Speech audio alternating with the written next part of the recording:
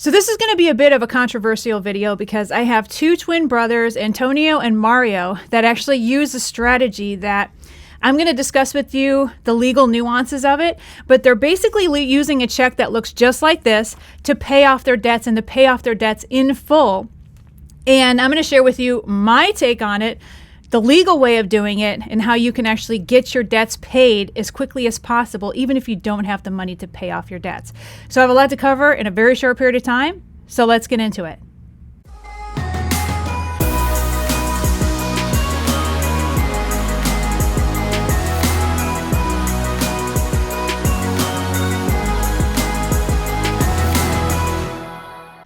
Okay, so let's first and foremost talk about Mario and Antonio.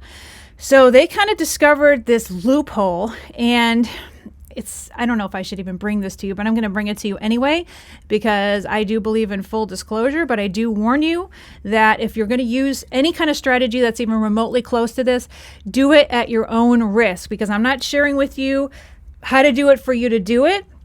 I'm just sharing with you how these twins have been able to pull this off, but I don't particularly recommend this strategy. I'm going to share with you a little bit later in the video the strategy I recommend, but let's talk about Mario and Antonio first. So Mario and Antonio, I don't know where they got this idea from.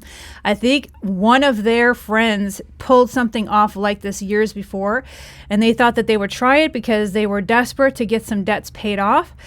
And so Mario actually had an old business of his. And so Mario's old business had checks that kind of looked like this. And it had a business name on it and so forth. Of course, the account was closed because he lost his business during the pandemic, and he found a whole bunch of checks and decided, you know what, I'm going to see if I'm going to be able to pay off these debts with this checking account that's closed, and I'm going to start sending these checks out to these bills that I owe just to see what happens. So here's what he ended up doing. The name of his business is nowhere near related to his name, so it just looked like it was some third party. He included a letter that basically stated that, you know, this debt is going to be paid in full with this check. Some of the debts he just didn't include a letter at all, and he basically just wrote the check out for the entire balance that he owed on, say, for example, a credit card. Now, this is the way he did it, where he was able to put an account number on the memo section. Now, normally when you pay a credit card or even a car payment or something like that, you would put your actual account number in the memo section. That's what normal people usually do. Well, Mario did something a little differently. He ended up putting a different account number. It was like off, or, you know, the last 4 or 5 digits of the account number were different. He did that on purpose. And then, of course, he scribbled somebody else's name illegibly in this section here where you sign your name on the check. And then he sent these off to his creditors, and sometimes he would include like the payment slip that went with it and then paid in full, or sometimes he would include a letter basically saying, not from him, he wouldn't put his name on the letter, he'd basically say, please take this check to make sure that account blah blah blah blah blah is paid in full, and he'd make it look like it was from like some third party, not from him. Okay, he should basically say, to whom it may concern, you know, please use this check to pay off account number blah blah blah in full. Okay, and so he would have the letter that would say the real account number, and then he would have the check that would have some discombobulated version of the account number. So he'd make sure that the first, say, I don't know, 4 or 6 digits of the account number were accurate, and then the last, say, 4 digits were inaccurate. They were like, you know, discombobulated and transposed, because most people that are processing the check aren't going to be looking at the whole account number. They'll look at, like, say, the first several digits, and that's it. And so what he was able to do, and this is kind of mind-blowing to me, I still can't believe he was actually able to pull this off. And so because this was coming from a business checking account, what would happen is obviously the check would bounce because it was a closed checking account. But by the time the check would come back, you know, the people that were in the accounts receivable, accounts payable, whatever, accounting department of each one of these creditors, they would refer back to the memo section of the account number showing, and it would not be his account number, okay? And then even more clever, he would actually pay a little bit more than what was owed. So say, for example, the debt was $5,719.42.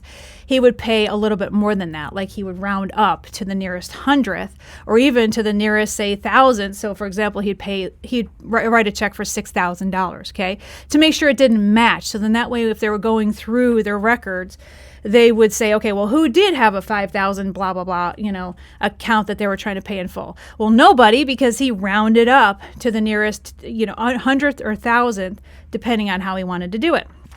Believe it or not, he was able to pay off a significant number of his debts with these bogus checks that he had on a closed business account that clearly did not show his name, did not show his business or his personal address, because it had an old business address that was closed down. And he was able to pay off a significant amount of debts using this bogus check strategy. Now, of course, I don't recommend this because this is illegal. And, obviously, if you get caught, there's probably some repercussions to that. I don't know what the repercussions would be, but it was pretty amazing that he was able to pay off so many debts with this bogus check strategy. Do I recommend that you do it that way? No. And so before you blow up the comments saying, Monica, this is illegal, this and that, of course, I know it's illegal. I'm just sharing with you what he did and what his twin brother ended up doing. And they were able to successfully pay off, I think, some ridiculous sum of debts, like somewhere in the neighborhood of 70 to 80% of their debts based on this strategy, which was crazy. But I'm like, okay, well, in videos past, I've talked about my restrictive endorsement strategy. Many of you have watched those videos. Some of you have not. But it kind of goes hand in hand with the same kind of strategy, except you're not using bogus checks. You're using real money to pay off the debt, except that you're not paying the whole thing off. So say, for example, you do owe $6,000 on a credit card that's charged off, and you want to offer $600. And so what you can do is what I call the restrictive endorsement strategy. Now, it's not legal in all states. I'll list all the states that it's not legal, but most of the states it's legal. And so here's how the restrictive endorsement strategy works. You basically send a letter, trackable and certified, to your creditor, kind of make it seem like it's not from you, kind of like a third party. So basically very formula-esque. So to whom it may concern, or legal department or whatever. This is a letter to let you know in advance that there will be a payment of X dollars, to go toward and pay in full X account number. And basically, you mention who the account holder is, which could be you, obviously, or whoever the account holder is, probably you. And you make it seem like it's coming from a third party. You don't have a signature on the letter at all, and you basically do not reference anybody at the very end in the signature portion of the letter. It just basically will just end, okay? So, you mention the date that you're going to be sending this check, and the date should be 30 days in advance. Some states require only 15 or 14 days, but I like to have 30 days just to be safe. So they get the letter, and then what ends up happening is 30 days later, you can use a business checking account, an account that does not have your name, or you can use a U.S. Postal Service money order. And it's critical that on the very back, I like to have it on the front too in the memo section, but on the very back of the check or the money order, you're going to have some specific lingo to basically state that by cashing the check, they are agreeing that this account is being paid in full, and you reference the account number, okay? And again, it could be 10 cents on the dollar. Now, the very moment that they cash the check, they are essentially agreeing to the full amount. Now, here is the issue with this particular strategy. Some people have noticed that the debtor will just basically take that 10% off and they'll still keep charging you. But you need to dispute it with the credit collection or the credit reporting bureaus, Experian, Equifax, and TransUnion, saying, well, this information is incorrect. You don't say that you've paid it. You just basically say this information is incorrect. Now, later on in your next set of disputes, if it doesn't come off, then in the next set of disputes, you can basically say paid in full, show a copy of the 30-day prior notice, show the certified card showing that somebody signed for it, or the tracking information showing that they received it, and showing the front and back side of the cash check or money order, okay? That is the second letter in the event that they don't take it off with the first dispute letter, okay? So this is really important because this strategy does work in most of the states. Some of the states it does not work. However, I will list the states it doesn't work, and any state that I didn't list, it means it will work in that state. But again, you have to send the certified trackable letter to the creditor 30 days in advance before you send the check or the money order. And if you're going to send a check, make sure it's from a business checking account that does not have your name on it. Otherwise, send a U.S. Postal Service or equivalent money order. Make sure you have that lingo on the back of it stating that once this is endorsed and cashed, not just endorsed, but and cashed, it means that this account, reference the account number, is paid in full. Okay? Very important that you say that. And you definitely can pay your debts for pennies on the dollar, get them off your credit once you do this restrictive endorsement strategy. It's extremely effective. It works pretty much every single time if you do it correctly, but you do have to make sure that that first letter goes to your creditors before you actually remit payment, because if you do not send that letter, then you're already in violation of the very marginal, gray area laws that would support you in this anyway. So again, if you're looking for a way to pay your debts for pennies on the dollar, you do have an old business checking account that you still have open that you can use to pay these debts. That's great. If not, use a postal money order or a Circle K money order, whatever you have access to, and you could pay your debts that way. But you do need to make sure that, number one, that letter goes out. Number two, you wait 30 days.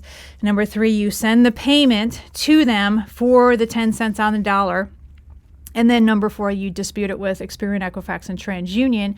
And then number five, if it still does not come off your credit reports, then you could show proof that you had sent that restrictive endorsement letter, that they signed for it, that they agreed to this when they actually endorsed and cashed the check. And you could also cite the case law that is in your state that supports this kind of activity. So that is the easiest and best way to be able to get debts off of your credit once and for all.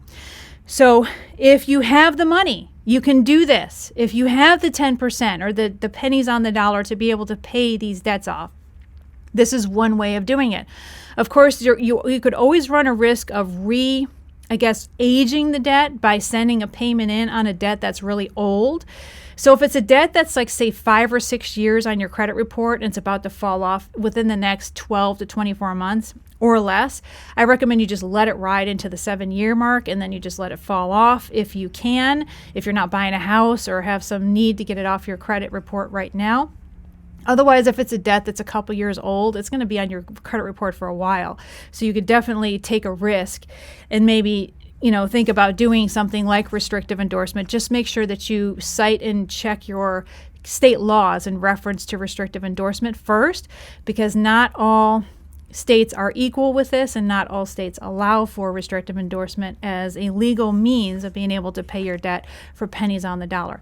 Now back to Mario and Antonio. So a couple of the debts did not fall off, and what ended up happening is when the credit collection agency or creditor ended up getting the bounce check back, they were able to find out who, owned the account, and then they ended up putting some bounce check fees on those, closed accounts. So you do have that to worry about potentially. But again, I don't really recommend the Mario and Antonio strategy in doing this. But there's always that risk as well if you're going to be doing something kind of shim-shammy like that.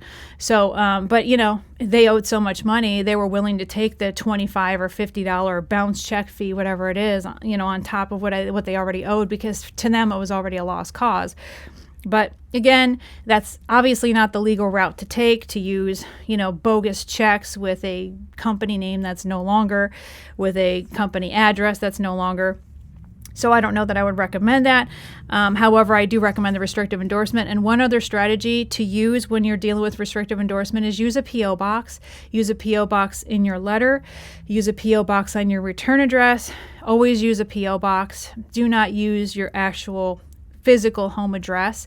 And when you're putting your money orders together, I would also just refer to the address. And it's up to you if you want to put your name there. I would put just maybe a first initial and a last name or something. But always use a P.O. box, because I don't like creditors and collection agencies to know where I'm at. I don't know about you. Obviously they could always find out where you're at, which is, by the way, a really good reason why you should lock up your credit reports. If you do not have Experian, Equifax, and TransUnion at least frozen, you need to freeze those credit reports, because that disallows credit collection agencies from willy-nilly, going in and figuring out where you're at.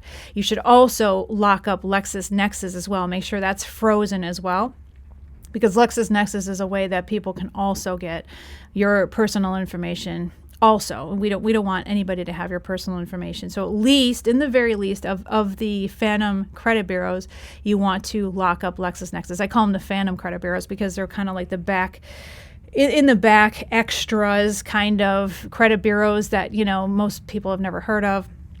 LexisNexis is a big one. So make sure that your credit report and all your other personal consumer data is also locked up with LexisNexis. And then that way, creditors that are looking for you to potentially sue you or whatever, they're looking for a service address to send a process server to serve a lawsuit, they won't have access to that if you make sure all of these credit reports are frozen. Inevitably, everybody always asks me, well, Monica, when can I unfreeze these credit reports? The short answer is never.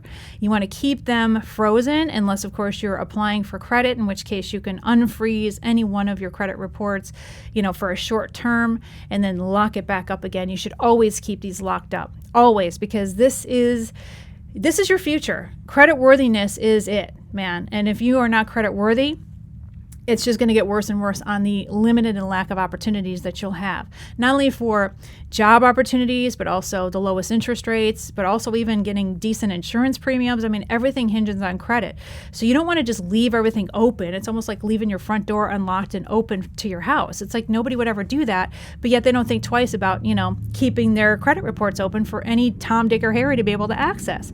So creditors, especially scandalous, frivolous, barely legal collection agencies, will go to your credit reports to find out what your current address is and whatever the current data and information is. Not only that, but to report, accounts that they might not otherwise be able to had you locked up your credit and froze your credit reports. So make sure that you freeze your credit reports. I always tell people that all the time. And you want to do that before you start this process of restrictive endorsement. So if you like this content, give me a nice thumbs up, as well as subscribe to my channel. And also join my free school group at school.com/Monica Main to be able to get my Credit Millionaire book for free. I'm going to be taking it down very, very soon. But before I do, you can actually download it. And this will share with you the quickest and fastest way for you to be able to not only repair and rebuild your personal credit, but also access unsecured business credit, even if you don't have a business yet. And then that way you could start the process of using OPM or other people's money to start building wealth for yourself, which is basically what it's all about, okay? There's no other way you're going to be able to build long-term wealth for yourself unless you're able to borrow, unsecured business credit to be able to invest in real estate, invest in the markets, to be able to buy a business or start a business. You're going to need access to that money. And the only way to do it is by getting unsecured business credit. But you have to have a decent mid-FICO score, like around 720 or above mid-FICO, to be able to start accessing this unsecured business credit. So go ahead and get my Credit Millionaire book for free at school.com/Monica Main. And then I also have my newest Credit Millionaire book 2.0, which is now available on Amazon. This is the Mac Daddy of credit books. Not only does it go through all of the legalities of consumer credit law to make sure that you're using consumer credit as per federal law to your benefit to be able to have all of this crap taken off of your personal credit, but also this is also the Mac Daddy when it comes to building unsecured business credit. So you can get this on Amazon right now, and hopefully you get that book, okay? Because it's an awesome, amazing book. It's literally the last credit book you'll ever need. This is Monica Main signing off, and I will see you in the next video.